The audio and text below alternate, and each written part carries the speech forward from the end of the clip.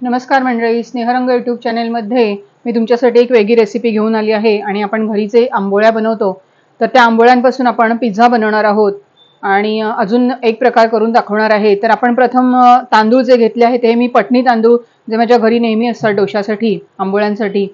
तर हे मी 4 पेले घेतलेले आहेत। म्हणजे हा पेला जो आहे याच्यात उडदाची डाळ आहे 1 पेला आणि 4 पेले सेम ह्याने ह्याच पेल्याने 4 पेले आपण तांदूळ घेतले आहेत। आता हे स्वच्छ धुवून घ्यायचे आहेत आणि ह्याच्यामध्ये थोडं कोमट पाणी, कारण थंडी आहे आता पीठ यायला वेळ लागतो, तर आपण थोडं कोमट पाणी घालून हे भिजत ठेवणार आहोत आणि नंतर वाटून घेणार आहोत। आपण तांदूळ आणि उडदाची डाळ जी भिजत घातली होती ते 4 तासाने वाटून घेतली आहे। गरमीच्या दिवसामध्ये लवकर पीठ येतं, थंडीच्या दिवसामध्ये खूप उशीर लागतो पीठ यायला। तर आपण हे आता इतकं छान वाटून घ्यायचं।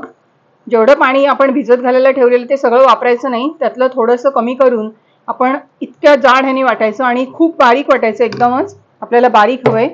आता आपण याच्यामध्ये 1 चमचा मीठ घालणार आहोत आणि त्या गरम पाण्याने हे पीठ व्यवस्थित आपण मिक्स करून घेऊया। गरम पाणी टाकायचंय कडकडीत त्याच्यामध्ये आणि छान ते असं फेटून घ्यायचं। आंबोळ्या करायच्या त्याच्यामुळे थोडंसं आपल्याला जाडसरच ठेवावं लागेल। हे पीठ आता मी 2 भांड्यांमध्ये विभागून ठेवणार आहे, कारण ते पीठ फुगल्यानंतर जास्त इलवर येईल ते। तर आपण हे आता दुसऱ्या भांड्यात अर्ध काढून घेणार आहोत। नमस्कार मंडळी, स्नेहरंग यूट्यूब चॅनलमधून मी स्नेहा पराडकर तुमचे खूप खूप स्वागत करत आहे। आपण कोकणातला आंबोळ्या दाखवणार आहोत। एकदा याच्या आधी रेसिपी आलेली आहे माझी आणि पीठ भिजवण्यापासून आपण पुन्हा एकदा सुरुवात करणार आहोत।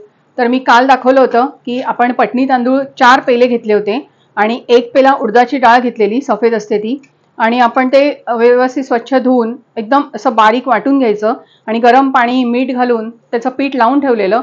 थंडीमध्ये पीठ यायला खूप वेळ लागतो, पण त्याच्यासाठी एक टीप आहे की गरम भाग कुठे असेल की किंवा एखाद्या मोठ्या भांड्यामध्ये थोडंसं कोमट पाणी घेऊन त्यात तो टोप ठेवला तर अतिशय सुंदर प्रकारे आंबोळीचं पीठ तयार होतं। आणि थंडीच्या दिवसात जरा वेळ लागतो। आणि जर पीठ यायला सुरुवात झाली की त्याच्यात 2-3 मिरचीचे तुकडे घालायचं आणि फ्रीजमध्ये ठेवून द्यायचं की जेणेकरून त्याची प्रोसेस थांबते।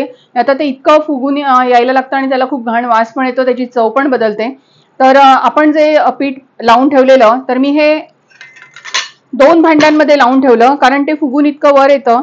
तर आपण दुसऱ्याही टोपामध्ये अर्ध करून ठेवलं, अर्ध करून ठेवायचं। आणि आता हे इतकं फुगलेलं आहे छान, हे व्यवस्थित असं ढवळून घ्यायचं। ह्याच्यात पुन्हा गरम पाणी वगैरे घालायचं नाही, आपल्याला इतकंच पातळ हवंय आणि त्या अंदाजानेच आंबोळीचं पीठ भिजवलं जातं। परत परत पाण्याचा वापर त्याच्यात करायचा नाही, त्याच्यामुळे त्या मऊ लुसलुशीत राहतात। पुन्हा जर तुम्ही त्याच्यात वरून गरम पाणी जर ओतलं तर ती आंबोळी जी आहे ती थोडीशी कडक होते। कोकणामध्ये हा नाश्ता सर्रास असतो, अगदी जेवणावर पण आम्हाला आंबोळी लागते, त्याच्यामुळे आठवड्यातून एकदा तरी माझ्याकडे आंबोळीचा नाश्ता असतोच। तर हे पटनी तांदूळ आपण वापरलेले आहे, त्याच्यासाठी रेशनचे जाडे तांदूळ कुठलेही चालतील। ते इतकं छान पीठ आलेलं आहे आणि आपण आता आंबोळी करायला सुरुवात करूया। निर्लेपचा पॅन किंवा भिडाचा तवा जर असेल तर आपण तो गॅसवर फास्ट करून ठेवायचा आहे। गॅस आपल्याला फास्ट लागणार आणि तो व्यवस्थित तापवून घ्यायचा आणि ज्या वेळेला आपण आंबोळी टाकतो त्यावेळेला स्लो करायचा, नाहीतर ते पीठ पूर्ण एकदम असं गोळा होतो। बऱ्याच वेळेला असं झालेलं आहे बऱ्याच जणांचं, तर मी दाखवते कशी आंबोळी होते ती। आपण व्यवस्थित तो मस्त गरम करून घ्यायचा आहे आणि मी हे असं कांद्याला एक काटा चमचा लावलेला आहे आणि कांद्याने आपण तेल त्याच्यावर पसरवणार आहोत। या अगदी कोकणातल्या पारंपरिक पद्धती आहेत, किंवा नारळाची शेंडी असेल तर तीही घेतली तरी चालते। तर याच्याने संपूर्ण तव्याला असं व्यवस्थित तेल पसरवून घ्यायचं, खूप तेलाची गरज नाहीये। आणि छान तवा आपला गरम झाला की आपण गॅस एकदम स्लो करणार आहोत आणि मग आपण याच्यावर आंबोळी घालणार आहोत।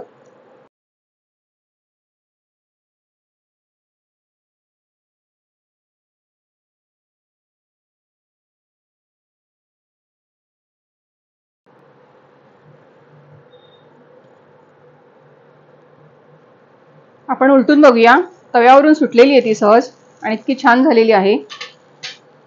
अगदी 2 मिनिटं लागतात आंबोळ्या व्हायला आणि एकदा तवा तापलेला असेल तर पटपट होतात।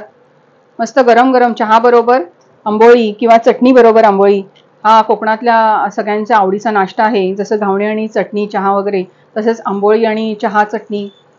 तर आपण या आंबोळीच्या पिठापासूनच बरेच प्रकार करणार आहोत। डोशाचं पीठ जे आहे ते आपण आता करून घेतलेलं आहे आणि त्याच्यापासून आपल्याला वेगवेगळे प्रकार करायचे आहेत. तर ही आपली झालेली आहे, आपण काढूया.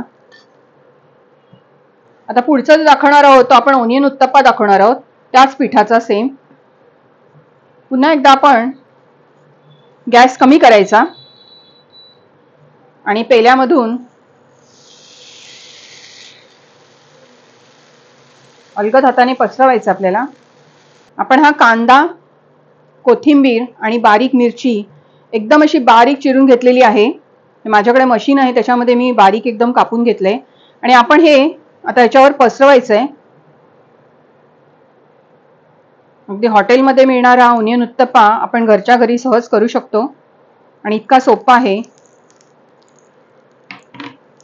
आता हे झाल्यानंतर थोडंसं आपण याच्यावरून तेल सोडणार आहोत, कारण जेव्हा आपण उलटणार तेव्हा कांदा पण थोडासा खरपूस झाला पाहिजे.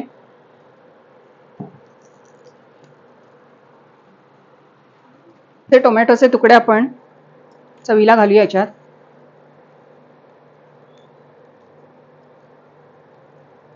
एकाच पिठापासून आपण असे अनेक प्रकार करू शकतो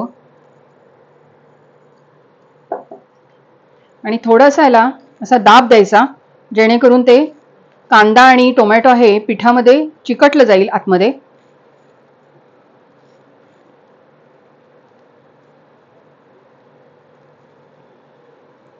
उलटून घेऊया. खूप तेलाचा आपण वापर केलेला नाहीये, पाहाल तुम्ही. आणि 1-2 मिनिटात पुन्हा एकदा आपली ही ओनियन डोसा आपला उत्तप्पा जो आहे तो तयार होईल. आपण ओनियन उत्तप्पा काढून घेऊया. खरपूस असा छान एकदम टोमॅटोला आणि कांद्याला रंग आलेला आहे आणि आपण हा चटणी बरोबर खाऊ शकतो.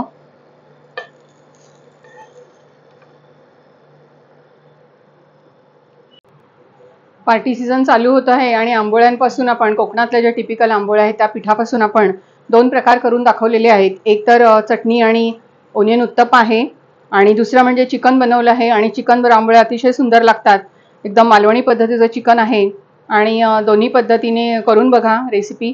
कोकणातल्या आंबोळ्यांचा स्वाद घ्या मस्तपैकी करून घरच्या घरी.